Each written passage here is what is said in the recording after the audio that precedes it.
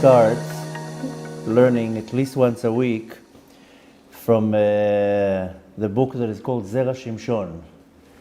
Very few people are acquainted with the book or the rabbi. The rabbi who wrote it is Rabbi Shimshon Chaim Nachmani. Unfortunately, the gems most people don't know. Mainstream, they learn certain teachings, and then there are gems, literally gems out there that most people don't know, that if you mention their names, never heard. So the Zera Shimshon was a very famous rabbi. He's a Kabbalist that most of his life grew around the area of Italy. He was born in 1706 and died in 1779. So that's about 250 years ago. Died, if it's 1779, that's 240 years ago. And but lived in the time of the Ramchal. He was actually very close to the Ramchal, Rabbi Moshe Chaim Luzzatto. He was actually, the Zera Shimshon is the student of Rabbi David Pinchi, who was the father-in-law of the Ramchal.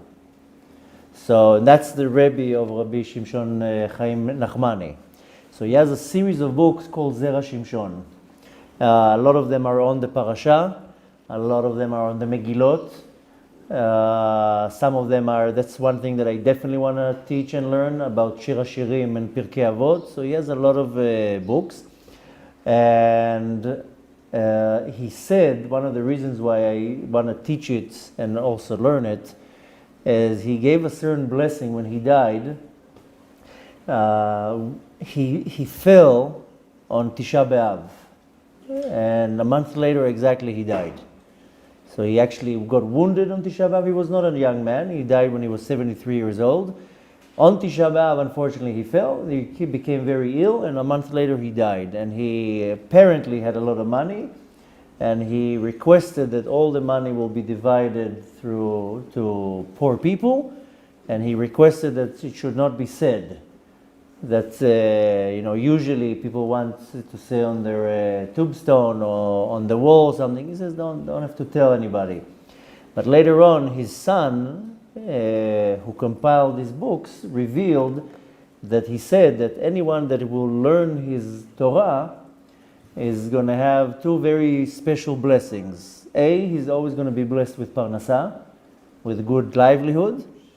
And the second is that his kids are going to be going on the path of Torah. And I think that is a greater blessing than parnasah. Because I see so many people that they have hardship just by seeing their kids not going in the path of Torah. And he guaranteed that a person that would learn his Torah, A, will have always bracha in parnasah, which is never bad. But most important, he will see his kids always going in the path of the Torah. And in the Lashon Kodesh, kids are called Zera. The translation of Zera is sperm. But you see, when we talk about Avraham Avinu, we say Mizera Avraham, from the sperm of Avraham. I know it doesn't sound so nice, sperm, seed, but that's in Hebrew it's an appropriate word, an accurate word for offspring. So I don't know if that's the reason why, but his books are called Zera Shimshon, the offsprings of Shimshon. His name was Shimshon Chaim. So, and his books are called Zera Shimshon. And very, I don't know why, a lot of people don't know, never heard of him, never heard of the books, and not so easy to get the books. But nevertheless, with the inspiration of a good friend, we decided we're going to start learning. There's a certain group of rabbis that I like learning from their books, and most people never even heard of them. And I think it's appropriate and about time that more people will start be acquainted to many other of the teachings that are out there that a lot of people never heard of them. There's a great Mekubal who's actually connected to the Zera Shimshon, and he's known as the Ramad Valley. And he has unbelievable books. Just this Shavuot, I started learning with my daughter. We had a class, my daughter and me, because I always learn with my boys. Now the daughter also deserves, and we were learning such unbelievable things from one of his books. So, Bezat Hashem, I think we should pay more attention to learn more from these books that are less known. They're not so common. But nevertheless, we're going to learn from the Zera Shimshon, specifically on the Parasha. We're in Israel in Parashat Behaalotecha. I know in the diaspora, they're always lagging, always one step behind. So they're in Parashat Naso. But we're already in Parashat Behaalotecha, which has unbelievable mitzvot that we focus on. The class we had 2 days ago was specifically about the menorah. That's the highlight of the Parasha. But there is a very powerful mitzvah that we celebrated a few weeks ago, and it's in this parasha, and it's of course Pesach Sheni, the second time that we celebrated Pesach, which on the surface a very simple mitzvah for the ones who were impure, didn't finish their conversion, far away on the road, they couldn't give the sacrifice of Pesach, they wanted the second chance, and we celebrate Pesach Sheni a month after Pesach, which, needless to say, signifies that everybody has a second chance. It's never too late. I spoke about it on Tuesday.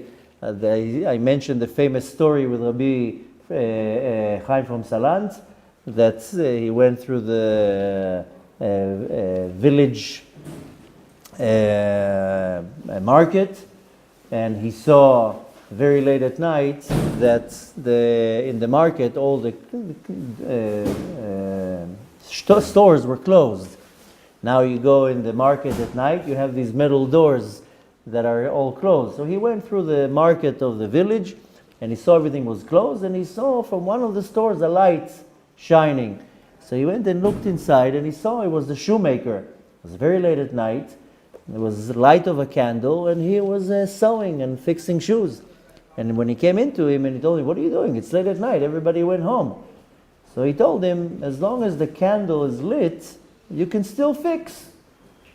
Oh, he took that and he says, this is unbelievable deep teaching.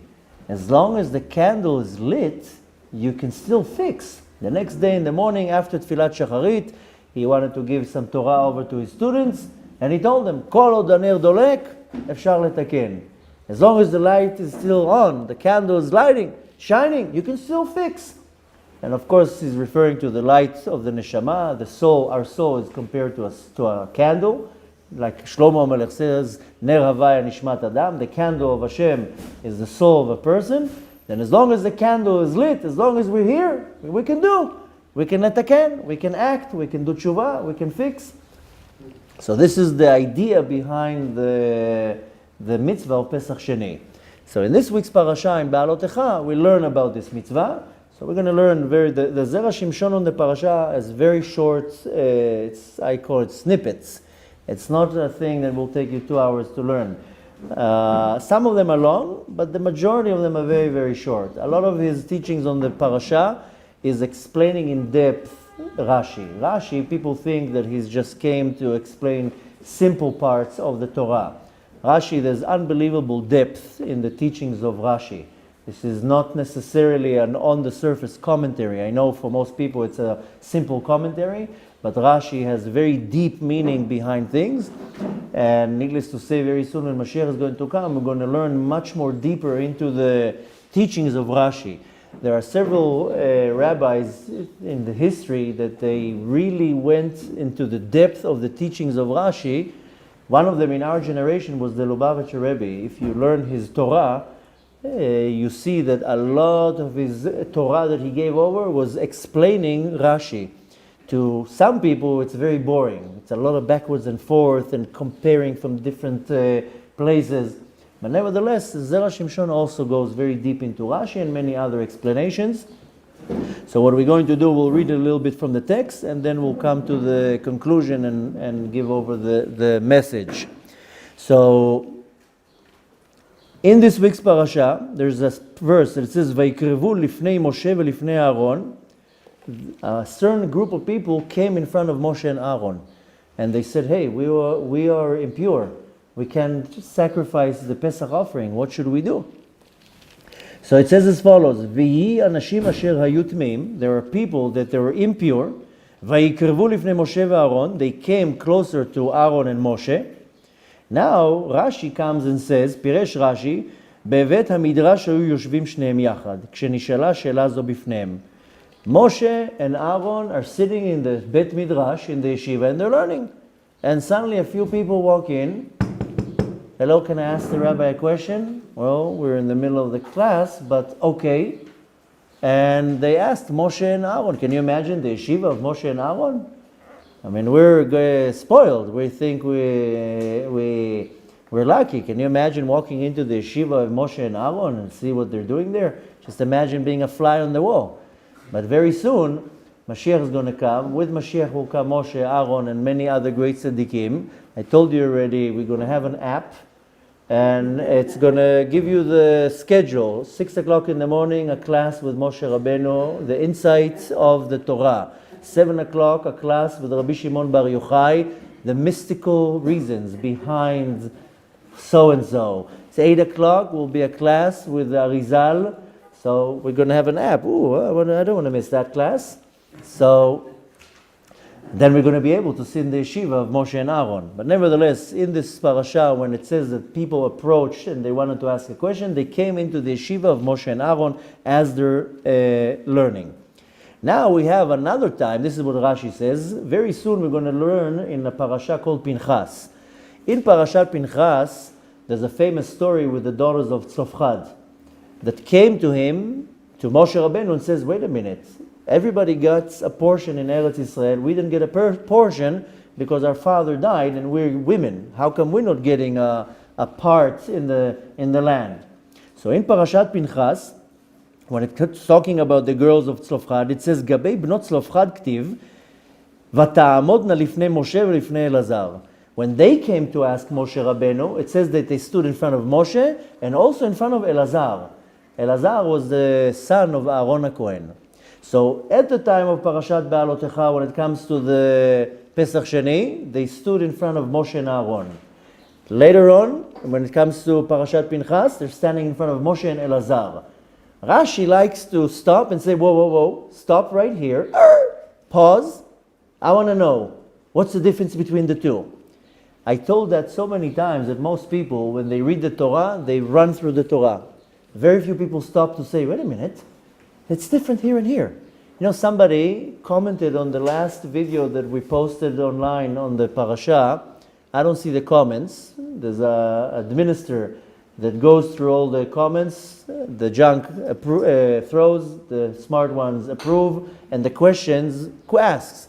So he asked me a question. Somebody posted a comment, and we just learned on Tuesday that Moshe Rabbeinu tried to build the menorah 4 times. Every time he built it, it broke. And he turned to Hashem. I don't know what to do.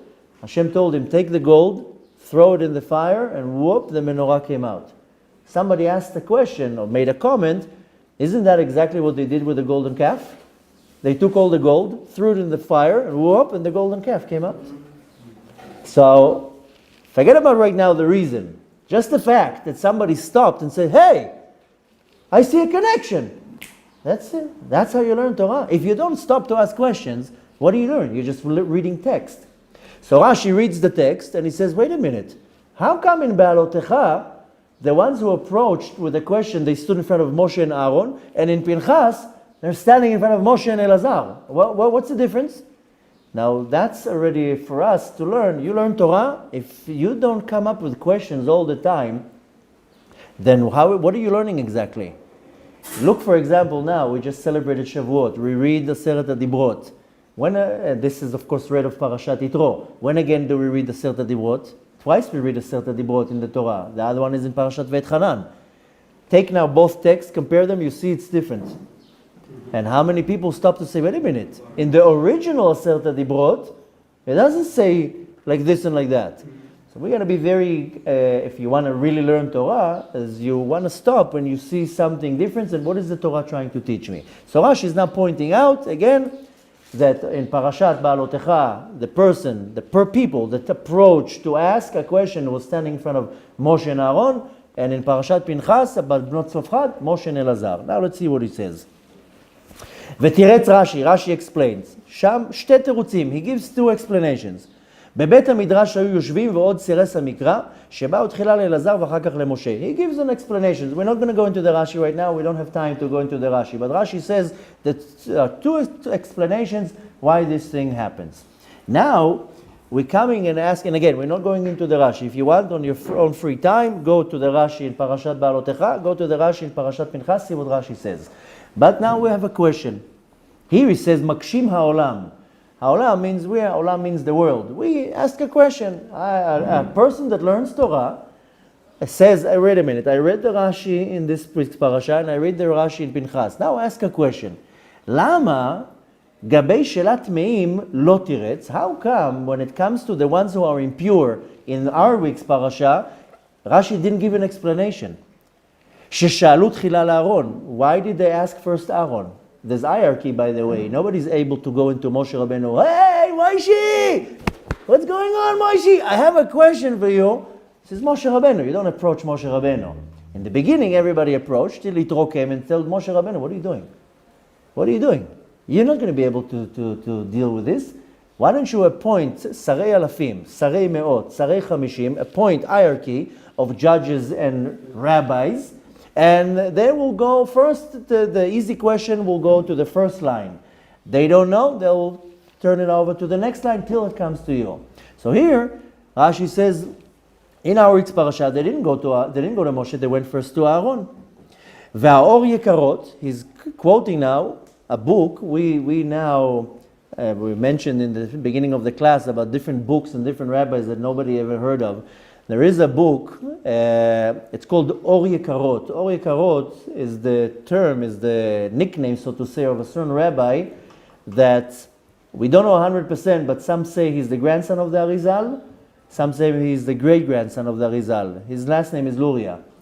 But nevertheless, he has a certain line of books, it's called Or Yekarot. And this is one of the gems that for some people they never even heard of. Nevertheless, so he quotes this book, והאור יקרות תירץ, אור יקרות explains, שאותם טמאים, who was these people that were not pure that came to Moshe and Aaron?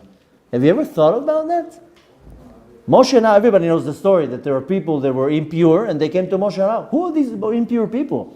I mean, if you're really following the Torah, you should know it like that. Can you think of who are these people who are impure that came to Moshe and Aaron? I will help you. It's Mishael and Elzapan. You know who's Mishael and Elzapan? The cousins of Nadav and Avihu that in Parashat Shmini, when Nadav and Avihu they die, what does Moshe say? He calls the cousins, take them out. Remember the story? That's Mishael and Elzapan. If you remember, Nadav and Avihu die in the middle of the Simcha. What are we doing? Now the Kohanim in the Mishkan. How are you going to touch now a dead body? So Moshe Rabbeinu calls two individuals, they are the cousins, Mishael and Sapan, take them out. Now what's the result? They're impure. No, they can't give the offering of Pesach. Who are the two impure people that came to Moshe and Aaron? Mishael and Sapan. Who revealed this to us? This rabbi that I told you, the Or Yekarot. Ve'el haya nasi. If you remember, now we learned in Parashat Naso about the Nesiim of the families of Levi. So Elzapan was the Nasi. Nasi, the translation is a prince, but Nasi is like the head of the tribe or the committee. So Elzapan was the Nasi of Mishpachat HaKehatim. Now we find, let's go to the Talmud, in Masechet Sanhedrin, in Tractate Sanhedrin, right in the beginning, second page. אין דנין לא את השבט ולא את הנשיא, אלא על פי בית דין של 71. If they have to bring now a Nasi again is the head of the tribe, they have to bring him to a din. He's called to a court case. The Talmud says you're not allowed to put him in front of a court case unless there's 71 judges there. He can only be judged in front of a Sanhedrin. Now you want to impeach a president, I mean, you can take now they're now in Israel, they want to take the prime minister to court. So there's rules. There's still a prime minister. There's still a president. So the Sanhedrin says, this is a Tractate Sanhedrin, you're not allowed to bring a Nasi of a Shevet. It has to be a Beit Din of 71 judges, a Sanhedrin. ומשום האחי, and because of that, אין סברה לומר שבאו לפני אהרון. From that, we understand that they didn't come to Aaron. They had to go to Moshe Rabbeinu. That's why, because Elsapan was a Nasi. He was the head of the tribe, of the group of tribes, of the families. אבל בבנות צלפחד, the daughters of צלפחד, שהיו הדיוטות, they were simple citizens. אפשר שבאו קודם לפני אלעזר. So they came to אלעזר. ועיין שם שהעריך. So it says go there to the Sanhedrin, the Tractate Sanhedrin, you'll see. So when we're asking a question, why Elsapan and Mishael came to Moshe and Aaron, straight to Moshe and Aaron, and Bnot Tzlofchad, they came to Elazar, later on to Moshe. They came to Elazar, Elazar says, I don't know, let me ask my superior. So he went to Moshe. Here, they went straight to Aaron and Moshe. Why? Because Elsapan was a Nasi. Now, now he continues, he says, V'lo yitachen, it doesn't make sense. בפרק כמה דסנהדרין, in the same chapter in Sanhedrin, it says, לוטנן, we didn't learn, אין דנינו את הנשיא, we don't judge a נשיא, רק השבט והכהן גדול ונביא השקר. So he says, wait a minute, that doesn't make sense, because we don't judge a president. You know who we judge? We can judge the Kohen Gadol, we can judge the tribe itself, and we can also judge a Navi Sheker, a false prophet. ואף אלו הנמלי בדיני נפשות, אין דנין אותם אלא על פי בית דין גדול של 71. So here, I mean, he's now going into a little bit of an argument. It doesn't make much sense what you're saying, because in the same Talmud we find that you don't judge a head of a tribe or of a family. Rather, you can judge a certain group of people, but that's also in front of a Sanhedrin, in front of a Beit Din, a court that has 71 judges. But that's when it goes to Dinei Nefashot. Dinei Nefashot is rules that has to do with people. He says, אבל בדיני ממונות, when it comes to money, in laws that has to do with money, הרי הם ככל ישראל. When it comes to money, everybody's equal. When it comes to something personal, then it depends who the person is. There's a big difference if he's a simple person, or a head of a tribe, or a Kohen Gadol, something serious. Then, yes, put him in front of 71 judges. Give him their honor and their respect. But when it comes to money, you're equal like everybody. I don't care who you are. You can be a millionaire, you can be a president, you can be a Kohen Gadol. You're equal to us as everybody. You go into a regular Beit Din. Just imagine how hard it is to judge somebody that needs to be in front of 71 judges. How do you make such an assembly? It's not so simple to go and stand in front of a Sanhedrin. A regular Beit Din, anybody will go through. So anyways, when it comes to דיני ממונות, when it comes to money, הרי הם ככל ישראל ודנים אותם בשלושה. They're like equal to any other person, and a Beit Din of 3 judges is more than enough. Don't need more than that.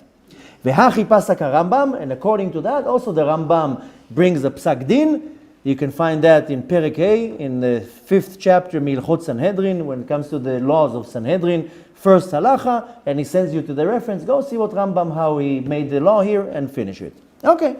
So what do we want to learn from that? מה נראה לתרץ בספרת רש"י? What is Rashi trying to tell me here? הוא שמצינו בגמרא, we find in the Talmud, שלפעמים נותנים רשות, sometimes you give permission לדון, you give permission to judge, אבל לא להורות, but not to teach. There's a very big difference between judging and teaching. As it says in Sanhedrin, it sends us again to a reference in Tractate Sanhedrin, 5th page, יורה יורה, Yadin Yadin. Yoreh means to teach, Yadin means to judge. And there are different types of rabbis. When a person wants to become a rabbi, to get an ordination, the lowest of all is called Yoreh Yoreh, is that you're allowed to teach, but you're not allowed to judge. You want to become a judge? Now go and learn Dayanut. Now go take another 11 tests. Then you get another type of ordination that is called Yadin Yadin. Now you become a judge. That's a whole different type of ordination. In our generation, it's a little bit different. Once, at the time of, for example, of Rabbi Meir and Rabbi Shimon Bar Yochai, they got their ordination from Rabbi Akiva. You know how many years they had to study to get an ordination? 60, 70, 80 years? Then they get an ordination. You think Rabbi Shimon Bar Yochai got his smicha when he was 19 or 20? Rabbi Akiva gave the ordination to Rabbi Shimon Bar Yochai and Rabbi Meir at the same day, at the same time. The story says that this is going to show the humility and the level of Rabbi Shimon Bar Yochai, that of course everybody knows who's Rabbi Shimon Bar Yochai. And this story is always mentioned and said when a person needs to get a good dose of being humble. Because many times when I feel that I'm great or I'm number one, I should get some respect or some recognition, and then somehow Hashem will turn it around that I'm not in the spotlight and somebody else gets the recognition, and then I feel very bad. So the story says that when Rabbi Shimon Bar Yochai got the ordination, the smicha lerabbanut from Rabbi Akiva brought into the room first Rabbi Meir. And he gave him his ordination, then he called Rabbi Shimon Bar Yochai and he gave him the ordination. So it means that Rabbi Meir got the ordination, the smicha, before Rabbi Shimon Bar Yochai. Which Rabbi Shimon Bar Yochai was a little bit like, I thought I'll get it first. I mean, aren't I a little bit better? I should get it first. So he was, his face went a little bit sour.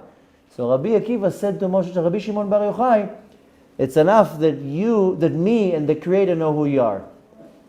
מספיק שאני והקדוש ברוך הוא יודעים מי אתה. We know who you are. Nobody else needs to know how great you are. So he shut him down. What's interesting here is if you look at this saying from the Talmud, you see something even deeper, that Rabbi Akiva says to Rabbi Shimon Bar Yochai, it's enough that me and the Creator know who you are. Meaning, you don't even know who you are. You don't even know your level. I know your level. That's what Rabbi Akiva, his Rebbe, says. And Hashem knows who you are. You don't even know it. You think you're great. You're 10 times more great than what you are. So this Gemara is always mentioned when a person is pushed from the highlight or from the spotlight, and that's okay. Hashem knows who you are. That's enough. But nevertheless, that's the original smicha. You learn under Rabbi Akiva for 60 years, then you get an ordination when you're 80. Not like today. But nevertheless, even today, you want to become a rabbi, there's different levels. So the first, and so to say, the simple one is called Yoreh Yoreh. You're allowed to teach.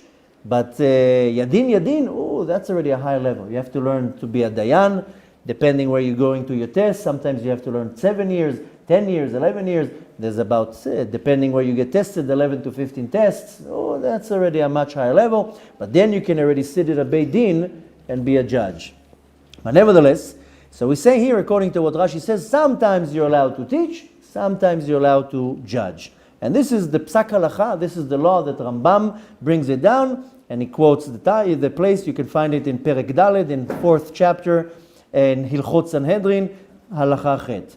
Now, he says as follows, Mishu Chacham, a person that is a sage, a Chacham, Yesh lebeit din liten lo reshot ladun velo leorot. If a person is a chacham, a sage, the Beit Din can give him the ability to be a judge. He doesn't have to teach. To be a judge is not so simple. But not to teach, behisur ve'eter o le'efech. This is not a person that needs to teach right now. Give this to somebody young. If a person is a chacham, is a wise, a genius, a sage, let him judge. He doesn't need to teach. Bring somebody else to teach. ולהפך. והכי and the same thing, יתרו לא נתן עצה למשה אלא להעמיד דיינים לדון דייני ממונות. That's what Yitro said. Yitro said to Moshe Rabbeinu, you are teaching people here what's allowed and what's not allowed. Appoint yourself a few people, let them teach them. You has to be a dayan. You have to ladun when it comes to serious things. To teach what's allowed, what's not allowed. People came to Moshe Rabbeinu, am I allowed to do this and that? Yes. No. This is not appropriate to Moshe Rabbeinu. Ask Moshe Rabbeinu. Serious things. When I have a simple question, I don't call a rabbi. I open the book. Let's see what the book says. Sometimes I run into a dead end. I don't know the answer. I look around. I make my research. Then I will go to my rabbi and ask him a question. I'm going to bother him every 2 seconds with a question. That's inappropriate. That's not respectful that I go to my rabbi and tell him I'm allowed to do this and that. How many hours do I have to wait between meat and dairy? Go and open the book and learn it. Why do you go to the Dayan for that? So the same thing with Yitro. Yitro told Moshe Rabbeinu, what are you doing? You're dealing here with basic things, with how he says is heter, beisur ve'eter. That appoint judges, appoint teachers, let them teach. You have to be a Dayan. וכן נראה, sorry, we skipped a line. יתרו לא נתן עצה למשה אלא להעמיד דיינים. משה got an advice from יתרו that he has to appoint teachers. לדון דיני ממונות ולא הוראות של אישור והיתר. And he told Moshe Rabbeinu, make hierarchy. When it comes to simple things, put simple people. Comes to דיני ממונות, when it comes to money, that's a little bit hard, then put דיינים, and so forth. ולא הוראות של איסור והיתר, don't waste a brilliant mind to answer a simple question that anybody else can answer. Use that brilliant mind to be a judge, to be somebody big. וכן נראה מפשט הכתוב, and we see this from the pshat, from what the script says in book of שמות, היה אתה לעם, והזהרת אתהם את החוקים ואת התורות. יתרו tells to Moshe Rabbeinu, you have to warn everybody what is allowed to, what is not allowed to, and so forth. ופירשו במחילתא, in Parashat יתרו, in the Midrash, it says את התורות האלו, what is the Torah that Moshe Rabbeinu has to teach? אלו ההוראות. These are the instructions. ואם כן, בדין הטמאים היה דין איסור והיתר. Now when we want to conclude it, when these two individuals came to Moshe Rabbeinu, they had to ask a simple question. Am I allowed to? Am I not allowed to? They could have gone technically to anyone when you're thinking about it. It's not something so sophisticated. They only came to ask, am I allowed to give the Korban Pesach or not? Any rabbi can say, you can't. You're impure. Why did they go to Moshe? והיה להם ללך דווקא לפני משה? Why did they go to Moshe? It's going to go to anyone. ומשום הכי לא פירש רש"י, that's why Rashi didn't give an explanation in our week's parasha, why they went to Moshe Rabbeinu. Rashi didn't give an explanation.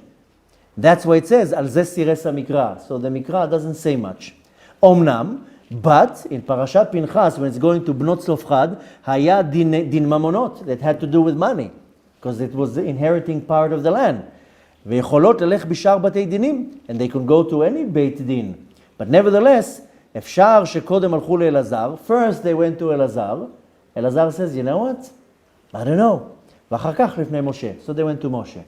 So when it comes to בנות צלפחד, we understand. When it comes to מישאל and אלצפן, now comes of course the question, how come they didn't go to a regular beit din? This is a regular question that can be answered. Why they have to go to Moshe? So let's now go a little bit through the details and we see why they went to Moshe Rabbeinu. Elzapan and Mishael, these were the two individuals that were impure that came to Moshe Rabbeinu. Elzapan and Mishael are the sons of Uziel. There are four brothers that we know of. One of them was Amram. He's the father of Moshe Rabbeinu. Then was Uziel. He's the father of Elzapan and Mishael. Then there's another brother called Yitzhar. And then there's another brother called Hebron. These are four brothers. And again, at least if you don't know about the others, at least Amram you should know. Amram is the father of Moshe Rabbeinu. Okay. From Amram came two great sages, Moshe and Aaron, right? Can't ignore that. From Uziel, who came? Then we just said, Mishael and Elzapan. Now, Techa will see who came from the others. But Mishael and Elzapan were the sons of Uziel. Now, Elzapan was the Nasi. We just learned that now in Parashat Naso. So for the people in the diaspora, that's already fresh in their mind. We just learned about the families of Bnei Levi. So one of the family was Mishpachat HaKahati. And Elzapan was the Nasi Bet Av of Mishpachat HaKahati. He became the leader, the head, the president, or what the Torah translates, prince. But he became the head of the Mishpachat HaKahati. And this just was read in Parashat Naso. Now, if you remember the story, Nadav and Avihu, they died. Do you know why they died? So there's a few explanations. Some say they brought an Esh Zara, a foreign fire. That's one explanation. There's another explanation that says by the Talmud that they taught a halacha in front of the rabbi. Horu ora lifnei rabam. They didn't wait for Moshe Rabbeinu to say what to say. Just imagine, Moshe Rabbeinu is there. Why are you taking initiative? You turn around to your Rebbe and you say, Rabbi, you tell us what to do. They decided to do something not according to the psak of Moshe Rabbeinu, and therefore they died. So there are all sorts of opinions. One opinion says, we went through that already, One opinion says they were drunk. One opinion says they weren't married. One opinion says they sacrificed a foreign fire. And one opinion says, no, they taught halakha in front of the Rebbe. Moshe Rabbeinu was there. That's inappropriate, therefore they died. Now, right when they die, this is in the middle of the whole big party, Moshe Rabbeinu calls Mishael and Tzapan and tells them, take them out. These are dead bodies. Now, once you touch a dead body, you become impure. They were looking there, Mishael and Tzapan, you want us to touch dead bodies? Moshe Rabbeinu says, yeah, I told you now, you take them out of the camp and bury them. Okay, Mishael and Tzapan, they don't ask questions. They take the bodies and they take them out. Now what happens is, now they're impure. So they come to Moshe Rabbeinu and they say, wait a minute, what do we do now? Before Pesach. This was done in Aleph B'Nisan. Pesach 2 weeks from now. What do we do? So they came to Moshe Rabbeinu. Now, let's jump a few weeks forward. Very soon we're going to be reading the parasha, one of my favorite ones, about a shmegeg called Korach. Korach comes and he's very, very upset and he says, what's going on here? What is this, protectia? What is this, mafia? What's going on here? I'm not happy with what's going on here. What did Korach say? Korach says, Arba achim yesh. There are 4 brothers. The elder one, the Bechor, the first one is Amram. Okay. So his sons, what did they get? Aaron got the Kehuna, the priestlyhood. Moshe Rabbeinu got the Malchut. He became the king. What should be next? Who's the next in line? If you go by the order of the brothers, number 1, the Bechor is Amram. Who's number 2? The father of Korach, Yitzhar. Then comes Hebron, and the last one is Uziel, the youngest. He's the father in Mishael and Elzapan. Korach says, why is Elzapan getting now to become the head of Mishpachat HaKehati? I should become the head of Mishpachat HaKehati because my father is second in line. So again, look at the hierarchy. Amram is number 1. Then comes Yitzhar. He's number 2. He's the father of Korach. Number 3 is Hebron. And number 4, the youngest, is Uziel.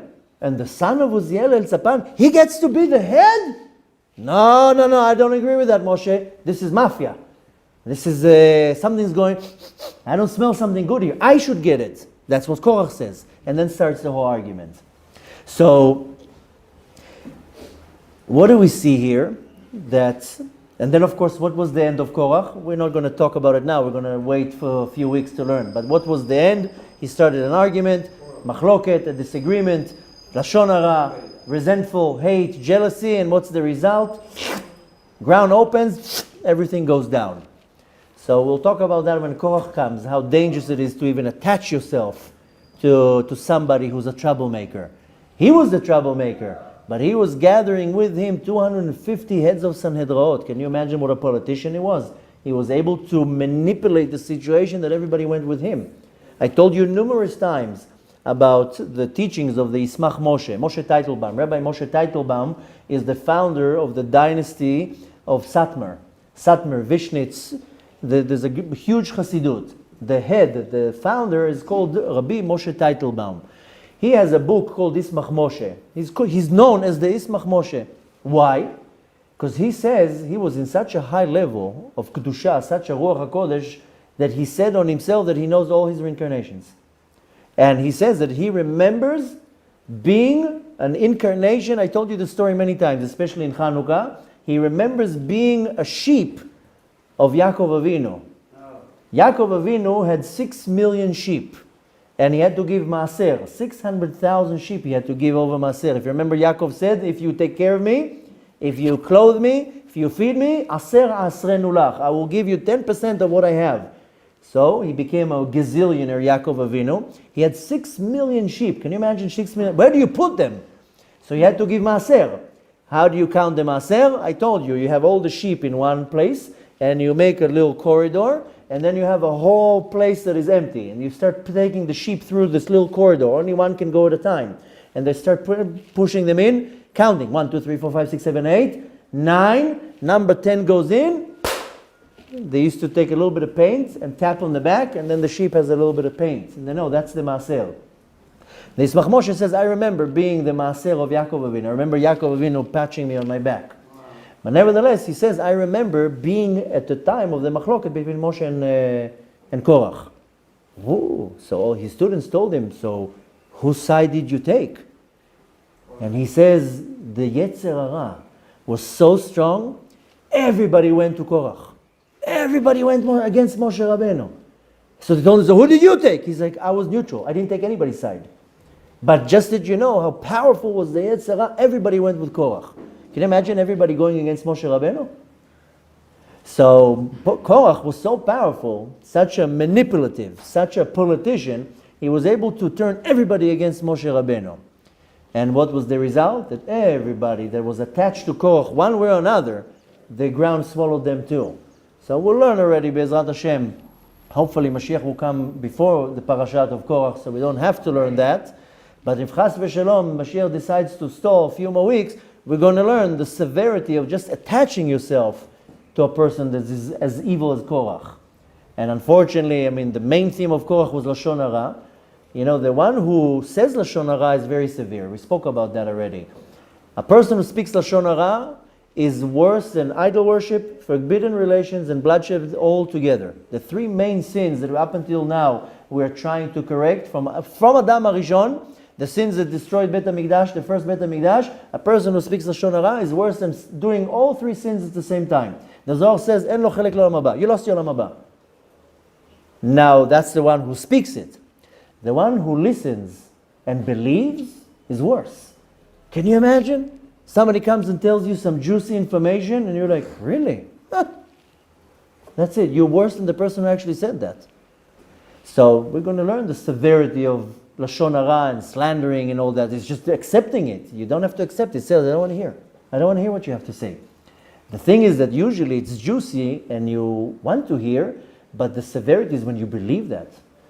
Just the other day, somebody called me and he told me, I heard somebody told me about you this and that. Is this correct? I said, total lie. 100% lie. Nothing, there's not even a percent of truth here. He says, thank you, that's what I need to know. Hung up the phone. I said, you know what, I congratulate you, you're a very smart person. Because 99.9 people, they hear the Lashon Hara and they believe it. And now they're looking at me in a horrible way. You were smart, you came and asked me, is it true? No, okay, that's what I need to know. I just need to hear this, not true. So what do we want to take from all this? Elzapan and Mishael were impure, they came to Moshe Rabbeinu.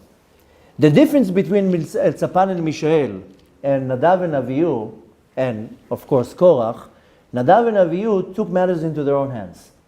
Instead of saying, no, let me ask my Rabbi. I don't do anything without asking an authority above me. Mishael and Elzapan, they asked an authority above them. They didn't decide what to do. You think Mishael and Elzapan were two ignorant individuals? They're from the Mishpachat Kahati. They're from the tribe of Levi. They knew enough. Elzapan became the Nasi of Mishpachat Elzapan. Don't you think he knows what you're allowed to do and what you're not allowed to do? Don't you think they know they're not allowed to sacrifice a Korban Pesach when you are impure? They ask Moshe Rabbeinu. Let me ask my Rabbi. I'm not doing something on my decision. Nadav and Avihu, not to speak Lashon Hara about them, I'm just quoting the text. They didn't ask Moshe Rabbeinu. They took matters into their own hands. I know what to do. This comes from a little bit of too much geava. I know what to do. You know, not too long ago, somebody asked me a question, and I told him, you know what? I don't know the answer. Let me ask my rabbi. And later on, he told me, you know, I just gained all my respect to you. And I was like, why? I didn't give you an answer. Gained or lost? Gained. He told me, I just gained all my respect to you. And I told him, but I didn't even give you an answer. Why gain any respect? He says, because you didn't know the answer and you told me I have to ask my rabbi. If you would just throw out an answer from arrogance, then okay, maybe you would give me the wrong answer. Maybe you would lead me wrong. But the fact that you says, I don't know, I have to ask my rabbi, there's somebody above me, he's like, now I actually have respect for you. Because you don't just do whatever you want. You ask somebody that is above you. Everybody has somebody above them. Moshe Rabbeinu is the only one. That's why he got the title Rabbeinu, by the way. He's the only one. He asked Hashem. And you think Moshe Rabbeinu knew everything? Even now, here in Pesach Sheni, Moshe Rabbeinu says, let me ask Hashem. And he turns to Hashem, dials 1-800-GOD. Hashem, What do you do in a situation like this?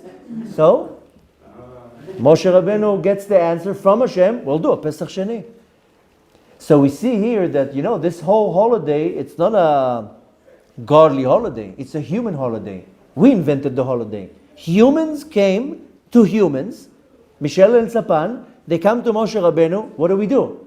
Moshe Rabbeinu says, let me ask the boss. The boss says, no, make yourself a holiday. Make a second Pesach. So we can take from here such gems. This is where you want to see the pshat of the Torah, the simple explanation. That most people, I can guarantee to you, read Parashat Behaalotecha. In a few weeks, they'll read Parashat Pinchas. I myself, I would never even think, hey, why here Rashi says they went to Moshe and Aaron, and here they went to Moshe and Elazar. Who will pay attention to such a little detail? So what I want to take from that is, first of all, and most important, is that I don't do things I don't decide things. You don't make up things. Unfortunately, in our generation, people make up things. They make a new Torah. Whatever is comfortable for me. No, you're not allowed to. You ask your Moshe Rabbeinu, you ask your Rabbi, and you have to make sure that he's a real Rabbi. In our generation, unfortunately, there are many that are fake rabbis. It comes very, very easy in our generation. And again, you have to know how to find the right rabbi. We spoke about it the other week, that we asked the question, who do you have to respect more, your father or your rabbi?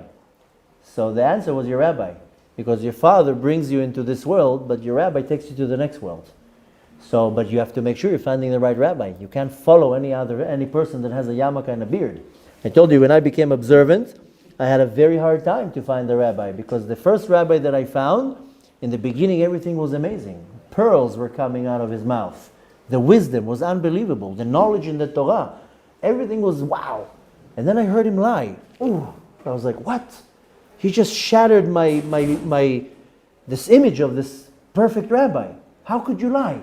Of course, I didn't come up to him. In my mind, I was like, so suddenly all the respect and all the awe was lost. And then another rabbi that I was mesmerized by, I said, here he's talking Lashon Hara all day long. Well, it didn't work out. So after, it took me, I'm talking about maybe a time of maybe 3 or 4 years. I couldn't find a rabbi. Every rabbi I would go, I would like, wow. And then I would see this guy's lying. This guy cares about his fame and about his honor and his respect. This guy slanders everybody around him. What's going on here? And I was at a loss. I couldn't find anybody that I could take from. Because I was like, I can't take from a rabbi that knows the Torah inside out, but then he lies or slanders or I don't know what. So what if he knows the Torah? I know people that are not even Jewish, they know the Torah better than me. So what's the big deal? You can be a learned and learn the Torah, you know it good. And I was praying to Hashem, find me the right rabbi. I need a rabbi to lead me. I'm walking in the darkness here. And I met randomly this person, and he told me, why are you so upset? I said, because I can't find a real, true rabbi. And he told me, and I told him, maybe you can give me some advice. And he gave me a few words of advice. Then, that's the key, how to find the right person. One of the things that he told me a few things, but one of the things he told me, a real rabbi, his entire agenda is just to bring peace. A real rabbi. If you see a rabbi that his agenda is to create a disagreement, an argument, a separation, you run away from this person like fire. Needless to say, if he cares about his honor and respect and this or that, he gave me a few, and I was like, this is literally genius. Now, go and find such a person. It's like finding a needle in a haystack. To find the real deal. And I know it sounds not nice and a lot of people get offended, but in our generation, the majority are not the real deal. The majority are fake. That's at least my opinion, and it's based on my experience, not on anything else. The majority is all fake. It's all about money and fame and power and control, and I have to be in the spotlight, I'm the smart one, and so forth. So the point that we want to take from that is, first of all, you have to find the right person to take you to the right place, because the Korach also had a beard, by the way. And Korach had a big black yarmulke, and I can guarantee to you, he had nice peot, and he knew the Torah inside out. Korach was a sage, a Talmid Chacham. Forget about that he was a millionaire, a billionaire. He was probably one of the most richest people in the generation. Up until today in Israel, this is a saying. You want to compare somebody rich, you say Ashir Kakorach. He was politically, I don't want to make the, funny comments, but politically he was very, very powerful. But nevertheless, a snake going against Moshe Rabbeinu to a point that he was so powerful he was able to convince everybody to go against Moshe Rabbeinu. That's how powerful Korach was. And I guarantee to you, Korach had a nice beard and a nice yarmulke, maybe not a black suit, but nevertheless, he looked like a great rabbi. So in our generation, there are many Korachs that you have to be very careful. What's the agenda here? What's the agenda behind this campaign? And many rabbis, they will come with a campaign and they look totally legit. But you have to read between the lines. What's the agenda of this campaign? Why is this rabbi going against this guy? Why is this rabbi going against that guy?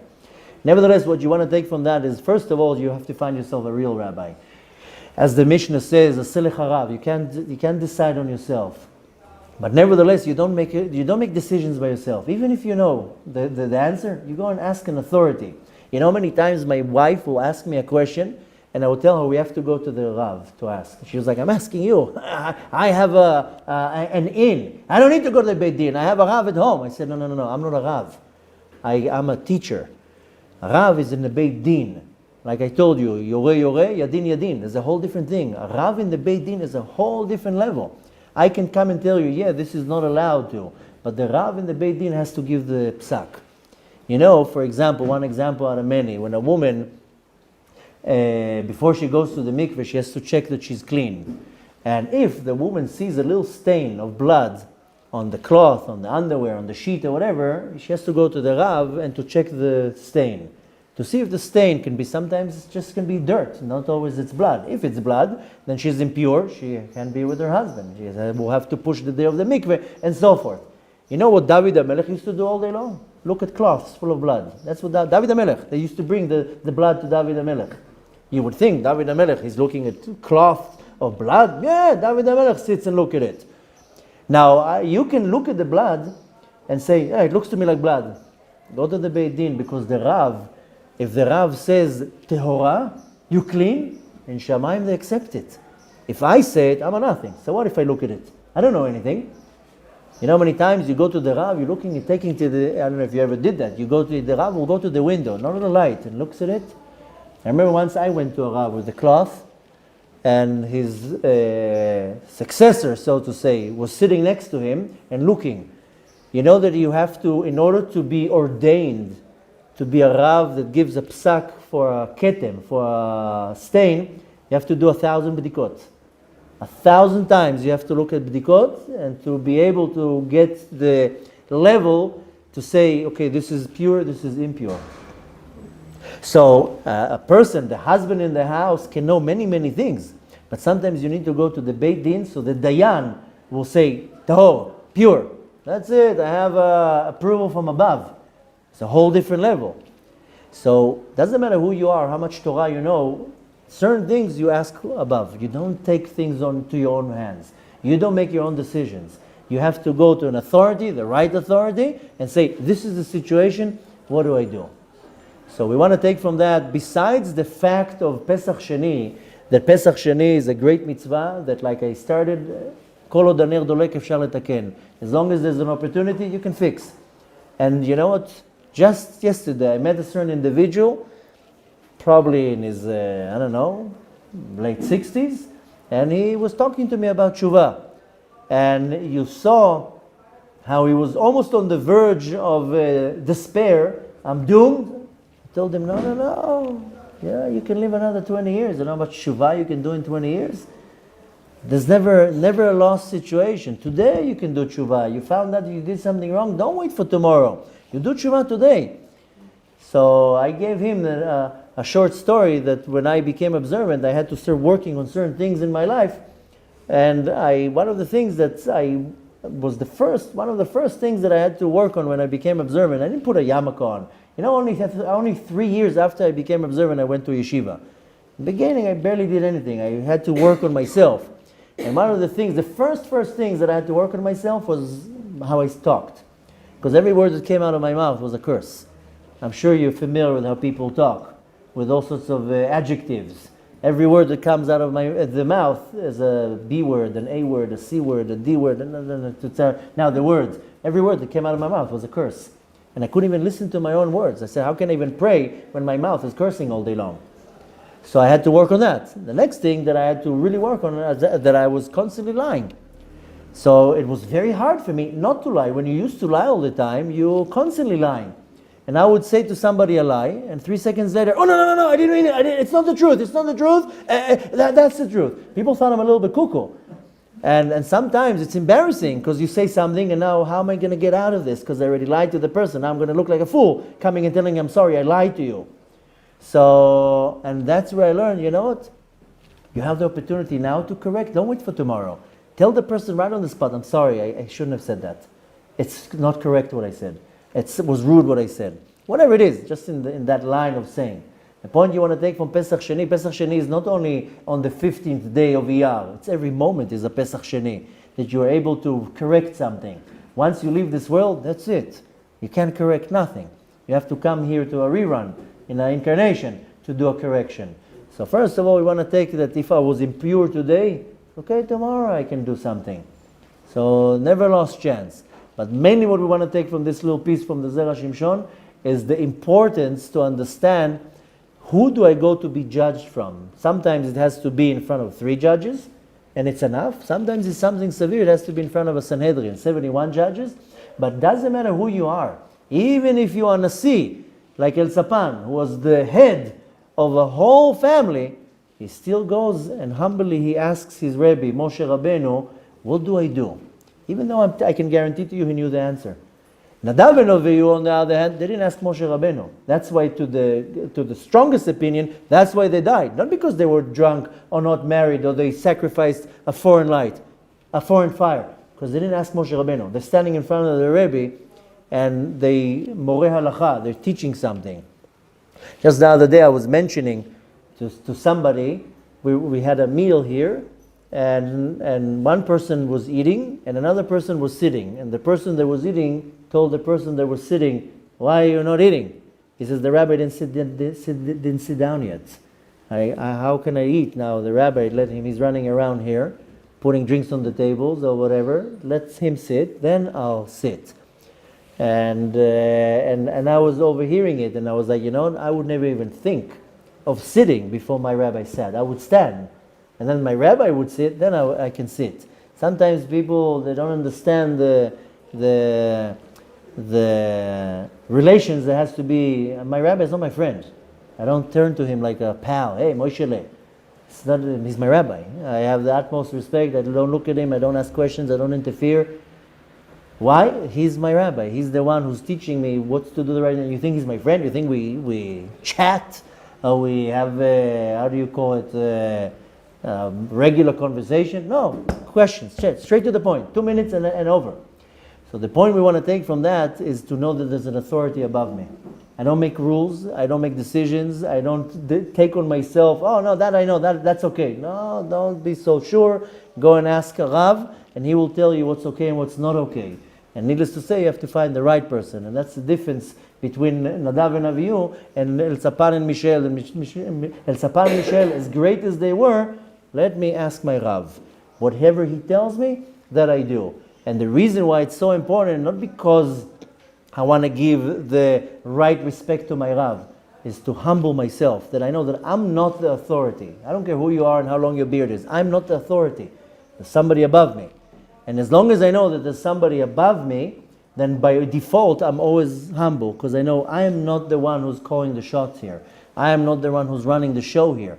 There's somebody above me, and if I live in the shadow of the somebody above me and I'm humble, then I'm constantly going to be in a level of Yirat Shamayim and Midat Anava, and I'm humble. I don't look at other people that I'm greater than everybody.